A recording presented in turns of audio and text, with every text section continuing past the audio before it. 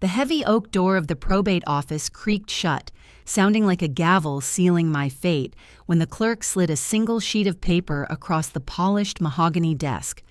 My husband had spent months whispering about our financial diversification, but as I stared at the document, the truth hit me with the force of a physical blow.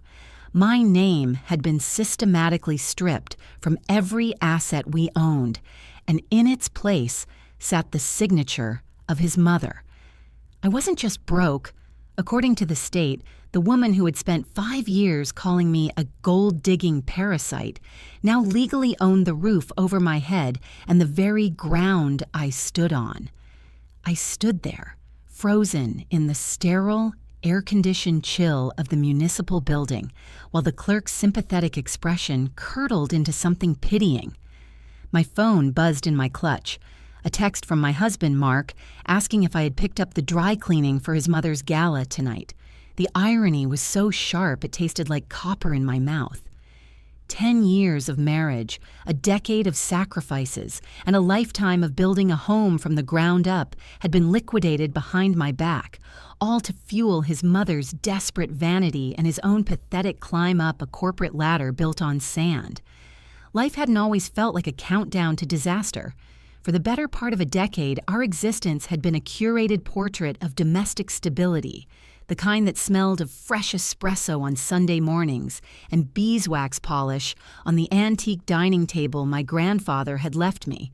Mark was a junior partner at an architecture firm when we met, and I was a landscape designer with a penchant for wildflowers and a vision for the 1920s craftsman bungalow we bought in the suburbs. We spent our first 3 years tearing out linoleum and restoring original hardwoods, our hands perpetually stained with paint and dust. Those were the best years. There was a warmth in the house that had nothing to do with the central heating and everything to do with the fact that we were building something permanent. My mother-in-law, Evelyn, was a fixture in that life, though she was always more of a shadow than a guest. She was a woman of rigid posture and sharp judging eyes who moved through our living room as if she were inspecting a rental property rather than a home. At first, I ignored her critiques, the way she would run a gloved finger along the mantel to check for dust, or her frequent pointed comments about how young couples often overextend themselves with these money pit properties. I dismissed her as a remnant of a bygone era, a woman so obsessed with status that she couldn't appreciate the humble beauty of the life we were crafting. Mark, to his credit, would usually laugh her off, pulling me into a hug and whispering that she was just old-fashioned and that her barbs were just a mask for her loneliness. That was the foundation of my blind spot.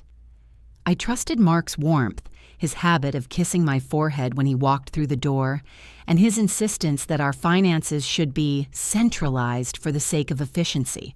When he suggested we move the deed of the house into a holding company to protect it from professional liability during a period of volatility at his firm, I didn't question it. I was busy running my own business, trusting that our partnership was as solid as the foundation of our bungalow. I saw the way he looked at me with that familiar, tender adoration, and I never imagined those same eyes were calculating how much I was worth as a liability. Evelyn's influence grew slowly, like a creeping ivy. It started with her demanding that we host more professional dinners, forcing me to cater to her circle of high society acquaintances who looked at my muddy boots with undisguised distaste. Then came the intrusive questions about the business, about my savings, and most often, about the specific legal structure of our investments. She would sit in my favorite wingback chair, nursing a glass of sherry, her eyes darting toward my home office whenever I left the room. "You know, dear," she had said once, her voice a silk-wrapped blade, "a woman is only as secure as the paper trail she maintains. But I suppose you trust Mark implicitly. That's very romantic of you." I should have listened. I should have heard the malice behind the condescension. But I was intoxicated by the security of my own happiness, believing that as long as the house was full of laughter and the garden was blooming, nothing could touch us. The bungalow became more than just a home. It became the silent witness to my naivety. Every scratch on the floorboards, every custom-tiled backsplash, every book on our shelves felt like a piece of our history. Little did I know those very pieces were being appraised and traded away by the two people I held most dear, while I was busy planning the next season's flower beds, utterly unaware that the ground was being pulled out from under my feet. The first signs were not loud. They were faint, persistent ripples in the pond of our life, like the subtle shifting of floorboards in an old house before the structure finally yields. It started with the mail. For months, I began noticing that our financial statements, the ones that used to arrive in thick, transparent windowed envelopes from our private bank, simply stopped coming to our mailbox. When I mentioned it to Mark over breakfast, his hand didn't even tremble as he reached for the marmalade. He dismissed it with an airy wave, claiming he had switched everything to eco-friendly, paperless billing to declutter our life. "You're always complaining about the stacks of paper on the island, Elena," he said, his smile perfectly practiced, never quite reaching his eyes. "I'm just trying to make things easier for us." Then there was the strange behavior of Evelyn. She began showing up at the house without calling, equipped with an unusual amount of curiosity about my schedule. She would arrive exactly when I was heading out to a client meeting and spend 20 minutes questioning why I was taking the company car or whether I had signed any new contracts that week. Her tone was patronizing, thinly veiled as maternal concern, but it felt like an interrogation. Once I walked back into the living room to grab my forgotten iPad and caught her standing by my desk, her hand hovering over a drawer. When I asked her what she was doing, she didn't flinch. She simply adjusted her pearl necklace and said she was looking for a coaster for her tea, though there wasn't a single stain on the polished wood. The tension in the house began to change, shifting from the warmth of a shared sanctuary to the cold, sterile atmosphere of a waiting room. Mark started coming home late, his clothes smelling faintly of an expensive perfume that was definitely not mine, and when I asked about his day, his responses became evasive. He grew defensive if I asked about the bank accounts, his jaw tightening into a hard, rigid line. "Why are you suddenly so obsessed with money?" he'd snap, turning his back on me to stare at the television. "I'm working myself to the bone to provide for our future, and you act like I'm stealing from you. It's insulting." The guilt he laid on me was thick and heavy, a psychological weight that kept me from digging deeper, despite the gnawing, sharp instinct in my gut that something was fundamentally wrong. The breaking point arrived on a Tuesday, a day of suffocating heat that seemed to press against the windows like a physical presence. I had returned home early from a job site because a heavy thunderstorm had stalled my work. The house was unnaturally quiet, the air conditioning humming a low, steady drone. I walked into the study to drop off my blueprints and found the desk chair pulled out, a leather-bound folder left open on the surface. My heart performed a strange, painful flutter in my chest, a premonition that froze the air in my lungs. I hadn't left that folder out. I sat down, my hands trembling with an unbidden, frantic energy. I pulled the papers toward me, and as my eyes scanned the legal jargon, the world began to tilt on its axis. The documents were notarized transfers of title, not just for the house, but for our joint business savings, our investments, and even the small inheritance from my grandmother.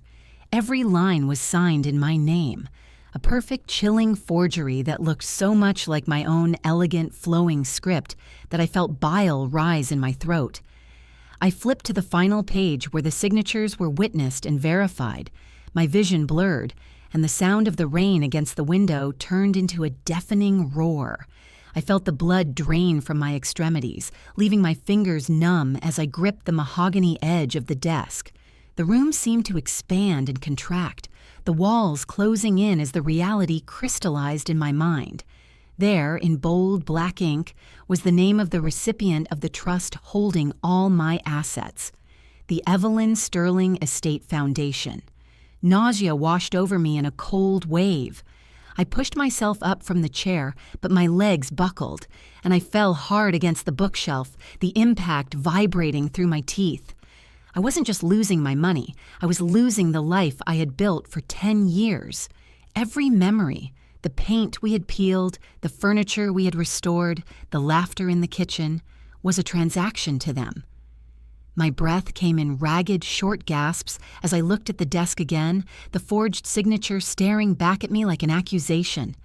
I reached out to steady myself, but the world was spinning too fast.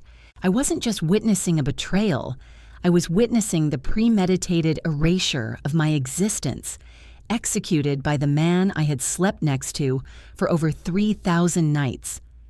I stumbled into the hallway, leaning against the cold wall, my pulse thundering in my ears like a drum of war.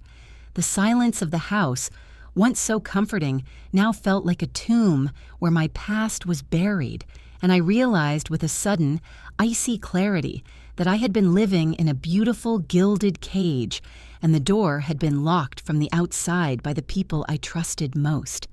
The shock didn't stay internal for long. It transformed into a cold, focused fury that burned away the tears before they could even reach my cheeks. I left the folders exactly where they were, grabbed my purse, and walked out of the house. I needed to be somewhere neutral, somewhere where the smell of Mark's cologne and the suffocating presence of Evelyn's influence wouldn't cloud my judgment. I spent 3 hours in a sterile airport terminal, a place of transit where no one cared who you were, simply sitting with the knowledge that my life had been auctioned off to my mother-in-law. When I finally returned home, the house was bathed in the warm, deceptive glow of evening lamps. Mark was in the kitchen, mixing a martini with the practiced ease of a man who believed he had won the game. He didn't hear me walk in at first. He was humming a light tune, his posture relaxed, looking every bit the successful, doting husband. When he turned and saw me standing in the doorway, his smile didn't falter, though his eyes did a quick, sharp scan of my face. "Elena, you're late," he said, his voice smooth as glass. I was starting to worry. "Everything all right at the office?" I didn't answer. I walked straight to the kitchen island, picked up the folder I had left on the desk, and slapped it down onto the granite countertop with a sound that echoed like a gunshot. The martini shaker froze in his hand. He didn't look at the papers. He looked at me, and for the first time in 10 years, I saw the mask slip, just for a fraction of a second, revealing the cold, calculated opportunist beneath the veneer of the romantic partner. "What is this, Mark?" I asked. My voice was steady, frighteningly calm even to my own ears. "Tell me about the forgery. Tell me why my grandmother's savings are in your mother's foundation." He laughed, a short, clipped sound. "Oh, honey, you've been digging through things you don't understand again. I told you that's just a holding structure. It's for tax optimization, for the future. You're being hysterical." "Don't you dare." I stepped forward, my shadow falling over his drink.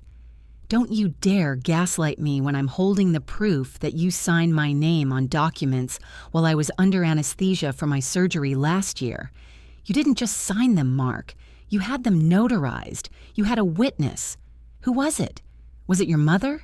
Did she sit there and watch you steal from your own wife?" His expression hardened. The charm evaporated, replaced by a sneer that made him look like a stranger. "You were never going to understand the scale of what I'm building, Elena. You wanted a cute little garden design business. I wanted an empire. Mom understood that. She provided the capital when I was short, and this was the only way to ensure the assets were protected from your sentimental attachments to this house." "Protection?" I felt a hysterical laugh rise in my throat. "You gave her the power to evict me. You handed her the keys to my life." Just then the front door clicked open. Evelyn walked in, her footsteps echoing on the hardwood with the confidence of a woman who owns the floor she walks on. She didn't look surprised to see us in the middle of a confrontation.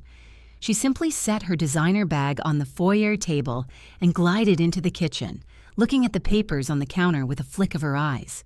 "I see the drama has started early," Evelyn said, not even glancing at me. She opened the refrigerator and pulled out a bottle of sparkling water. Mark, did you explain to her that this is for the best? She's always been so dramatic about money. She knows, Mother, Mark said, his voice losing its edge, reverting to the submissive tone he used whenever she entered a room. He looked at me, and his eyes were hollow. Elena, just sign the secondary disclosure forms tomorrow. It's over. You're still living here, aren't you? Nothing has changed. Nothing has changed? I turned to Evelyn, my voice dropping to a whisper that was deadlier than a shout. You walked through my home for 5 years, eating my food, drinking my wine, criticizing my taste, all while you were counting the days until you could kick me out of my own life. Was it worth it, Evelyn? Was the thrill of the theft the only way you could feel powerful? Evelyn turned to me, her face a mask of cold porcelain. You were a placeholder, Elena, a lovely distraction while Mark built his foundation, but a distraction that became expensive. We are simply realigning the assets to where they belong, in the family line. You are not and never were part of the Sterling legacy. The room spun. The betrayal wasn't just a corporate maneuver. It was a fundamental rejection of my humanity. Mark stood there, paralyzed by his mother's presence, unable to defend me, unable to even look me in the eye. He was a puppet, and the strings were firmly in his mother's hands. I saw the way he shifted his weight, his eyes darting to the floor, waiting for her instructions on how to proceed with the problem that was his wife. That was the moment the last shred of my heart shattered, not out of love, but out of the sheer, pathetic reality of the man I had married. The air in the kitchen was thick with the scent of lilies and the sharp metallic tang of cold betrayal. Evelyn stood by the island, a glass of water in her hand, watching me as if I were a specimen under a microscope. Her calm was calculated, a weapon designed to make me feel small, unstable, and irrational. Mark, meanwhile, hovered near the range, his fingers drumming a nervous, erratic rhythm against the granite, a telltale sign of a man who had built his entire identity on the approval of a woman who viewed him as nothing more than an investment portfolio. You're not going to stay here and make a scene, Elena, Evelyn said, her voice dripping with a casual, devastating dismissal. Mark, go get the papers from the study, the notarized ones. She needs to sign the waiver so we can finalize the estate transfer by morning.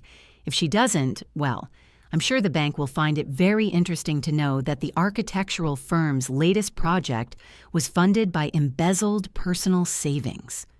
I looked at Mark, waiting for a flash of defiance, a spark of the man who had promised to love me until the end of time. But he didn't move toward me. He moved toward the study, his eyes locked on the floorboards as if they held the secrets to his cowardice. That was the moment the final fragile thread of our marriage snapped. The silence was deafening, punctuated only by the ticking of the kitchen clock, a sound I had once found soothing, now mocking me with the passage of every wasted second. You're not doing this, Mark, I said, my voice cutting through the heavy air. He stopped in the doorway, his back to me. It's already done, Elle. You just haven't realized it yet. Mother is right. This is business. You were always too sentimental about money, about this house, about us. This is how the world works. You don't build empires by worrying about the feelings of the people who helped you get there. Is that what I am to you? I asked, walking slowly toward him. A line item? A depreciation of assets? Evelyn chuckled, a dry, rasping sound. Don't be so dramatic, dear. You're being compensated. You get to keep your car, your wardrobe, and a modest severance for your emotional contributions. Consider it a consultation fee for a decade of companionship. Her arrogance was staggering. I realized then that she didn't just want the house. She wanted the total erasure of my worth. She wanted me to leave with nothing but my pride, which she clearly assumed I would trade for a quiet life. But she had made one critical, fatal error. She had underestimated the woman who had spent years as a landscape designer, someone who knew that even the most beautiful garden requires roots that dig deep into the earth, roots that can break concrete if they have to. I reached into my pocket and pulled out my phone, sliding the screen to reveal a recording. I hit play, and the kitchen filled with the sound of Mark's voice from 3 weeks ago during one of their late-night planning sessions in the study. "She'll never suspect a thing, Mother. The forgery is seamless. We have the notary in our pocket. Once the house is in the foundation's name, we can evict her before she even realizes the account balances have dropped. She's too trusting to fight us." The color drained from Mark's face, leaving him a ghastly shade of gray. Evelyn's glass of water slipped from her hand, shattering on the tile with a sound that seemed to shatter the very foundation of their smug confidence. "You've been listening?" Mark whispered, his voice trembling. "I've been learning," I replied, my voice now a blade of ice. "I spent the last 3 weeks with a private investigator who specializes in white-collar fraud, not to mention a very interested forensic accountant who has been tracking every penny you moved out of our joint accounts. You didn't just forge a signature, Mark. You violated federal banking regulations. You didn't just steal a house. You committed a felony." Evelyn stepped forward, her eyes flashing with a desperate, frantic rage. "You wouldn't. You'd destroy yourself in the process. You'd lose everything." "I've already lost the man I loved," I said, looking Mark dead in the eye, seeing the realization of his ruined life dawn on his features. "And you, Evelyn? You're about to lose the only thing you actually care about, your reputation. Because the moment I step out of this house, that recording and the bank records that prove you both conspired to defraud me are being delivered to the district attorney's office and the local press. You wanted a legacy? Well, the headlines tomorrow morning are going to be quite a legacy to behold." Mark took a step toward me, reaching out a hand, but I recoiled as if he were toxic waste. "Don't touch me," I snapped. "The game is over, and you both just lost." The cold, brittle rage that had sustained me through the confrontation slowly transformed into a sharpened, surgical focus. The moment Mark tried to step toward me, I didn't flinch or retreat. I merely pulled out my phone again, displaying the screen showing a time-stamped upload to a secure legal server. I wasn't playing by their rules anymore. The leverage they thought they had over me, my silence, my compliance, my attachment to the house, had dissolved the moment I realized that their power was nothing but a fragile glass facade. I walked past them, my footsteps echoing against the floorboards of the house they had tried to steal, and I didn't look back until I reached the foyer. The fallout was swifter and more devastating than I could have imagined. Over the next 3 months, the legal machinery ground them into the dust of their own arrogance. My private investigator and the forensic accountant I'd hired turned out to be worth every cent of my remaining savings. When the evidence of the systematic embezzlement and the notarized forgeries hit the desks of the district attorney, the Sterling empire began to fracture. Mark, whose career was built on the reputation of his mother's wealth and his own perceived success, found himself not as a titan of industry, but as a defendant in a high-profile white-collar crime case. The trial was a spectacle of humiliating transparency. Every hidden email, every desperate late-night conversation, every bank transfer was laid bare for the public and the court to see. Evelyn, once the untouchable matriarch, was forced to liquidate the very assets she had tried to seize from me just to pay for a defense team that couldn't stop the inevitable. She lost her social standing, her board memberships, and most painfully, the veneer of respectability she had guarded so fiercely. Mark, stripped of his position at the firm, eventually took a plea deal that involved a significant prison sentence and total bankruptcy, leaving him with nothing but the silence of an empty apartment and the ruin of his own making. I didn't stay to watch the final collapse. I had sold the bungalow, the house that had once felt like a prison, as soon as the title was legally returned to me by the court. I took the proceeds, walked away from the wreckage of my marriage, and moved to a small coastal town where the air smelled of salt and independence. I didn't need the antique furniture, the heavy drapes, or the life I had curated to please a woman who despised me. I needed the space to breathe, to remember who I was before I had become a footnote in their greed. A year later, I stood on the porch of a small, sun-drenched cottage, listening to the rhythmic pulse of the ocean against the cliffs. My garden here was wilder, less structured, and infinitely more beautiful because it was entirely my own. The scars of the betrayal hadn't disappeared, but they had faded into a quiet strength, a testament to the fact that I had survived the fire they lit to consume me. I sat down with a cup of coffee, the morning light warm against my skin, and looked out over the horizon. I had regained my assets, my legal standing, and my sanity. But more importantly, I had regained my freedom. The realization hit me then, with a clarity that surpassed all the drama and the pain. The greatest revenge wasn't in their downfall, but in the fact that I had found a life so vibrant, so full of peace and genuine joy, that I didn't even think about them anymore.